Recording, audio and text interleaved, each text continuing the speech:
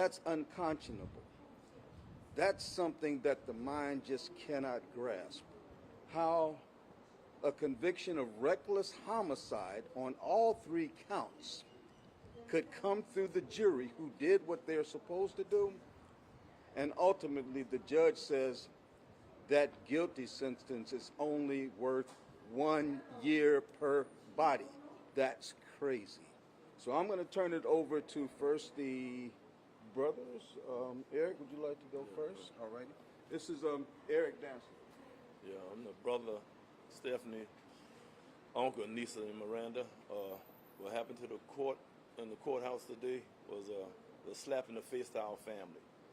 A year per body. I mean, where's the justice in this? You know, we've been here all last week. I believe it was pre-trial, from what my understanding.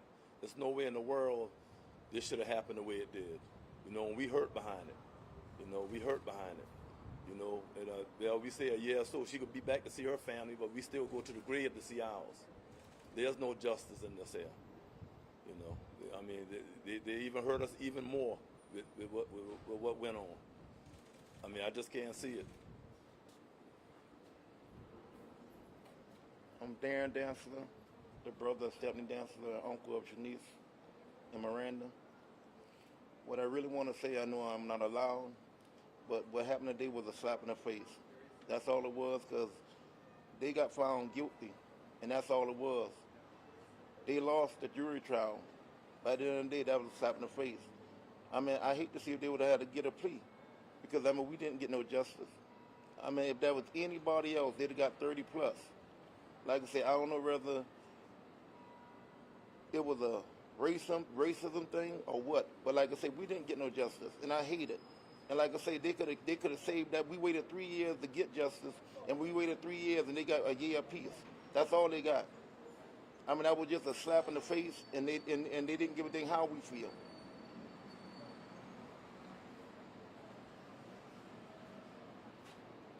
I'm Betty Simmons, the mother of Stephanie Dancer, the grandmother of Shanice, and Miranda Dancer Williams.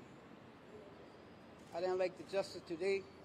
The justice is the way Charleston County police always operate. They're always in the right. Whether they're wrong or not, they're always in the right. And that should be well known. I didn't like the justice system there. I didn't. I sure didn't. Miranda Williams, father of Shanice and Miranda Dancer. Well, today, I figured this was a waste of time. There was no justice served behind this. 3 whole years. We got nothing of it. 3 years, that's not enough time. Something else could have been done about this.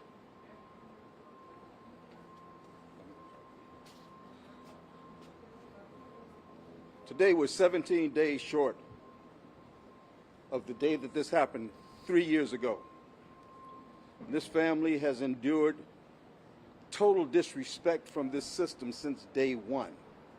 The lack of communication that was given to this family for 3 years from the solicitor's office. The fact that the person who killed their 3 loved ones walked the streets, enjoyed her life, her family, for the last 3 years.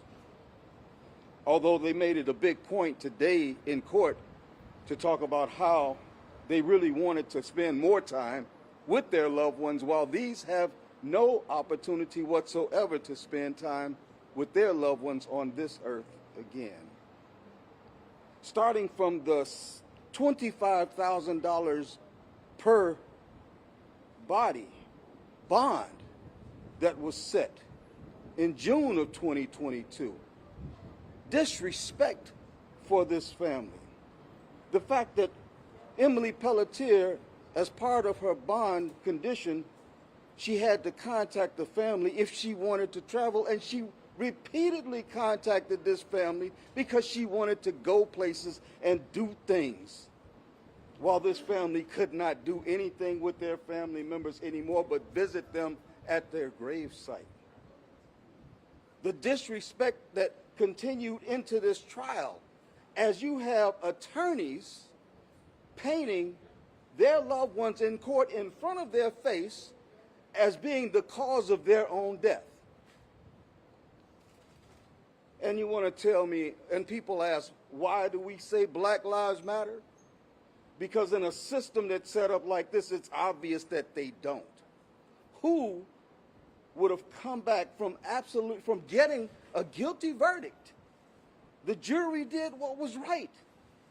But who would think that the guy that's in charge of the courtroom with the robe on, who is the voice of justice, would come back and say that these three lives, the three lives of these women who died on Mother's Day 3 years ago, with the Mother's Day coming up again soon, one of the women would have celebrated her 56th birthday, Stephanie Dantzler, on the 17th, a few days ago.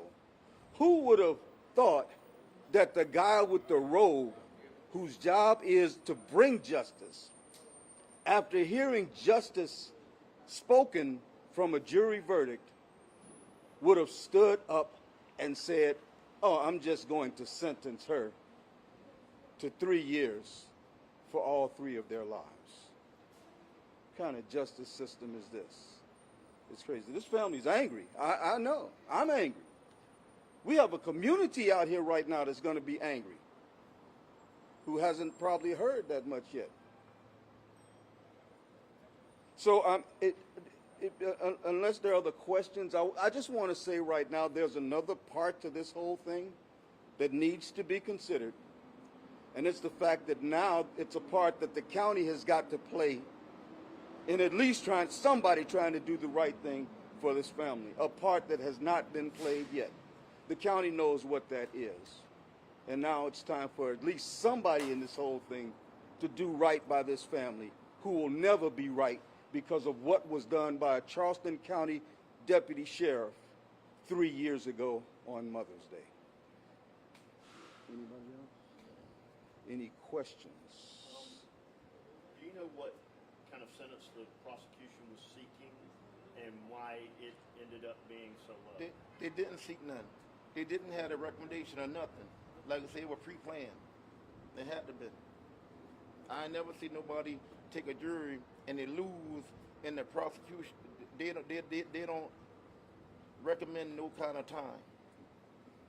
Then it's my understanding that the charges carried a maximum of 10 years, and that's per body, and that should have been the sentencing, 10 years, not even running concurrently, but consecutively, 30 years' time. But instead, this judge, 3 years concurrently. That means 3 years of time served, to be served. So as far as the recommendation, I guess there was no recommendation. And if there was, my personal belief is that the recommendations were made prior to all of this. And I think I'm echoing the sentiments of the family right here, that the fix was on in this in order to have her walk. So whereas, in my humble opinion, that Scarlett Wilson in her office has failed to actually litigate officer-involved deaths during her term in office, that failure to properly litigate officer-involved deaths continues on, because there was no justice in this courtroom today. None. You mentioned the community being angry as well. Are there any kind of plans to maybe set something up within the community as a form of protest or something along those lines? To be honest with you right now, on that level, I hesitate to speculate or to say. I would hope that the system itself, the judge, the juries, the solicitor's office, would begin to think about consequences before they act. Just like Emily Pelletier should have thought about the consequences before she acted. But then again, there's no reason for her to think about the consequences before, because right now there are no consequences for killing 3 women. None. So until we start proactively thinking about consequences, right now it's too late to ask about what might happen. Black Lives Matter. Black Lives Matter.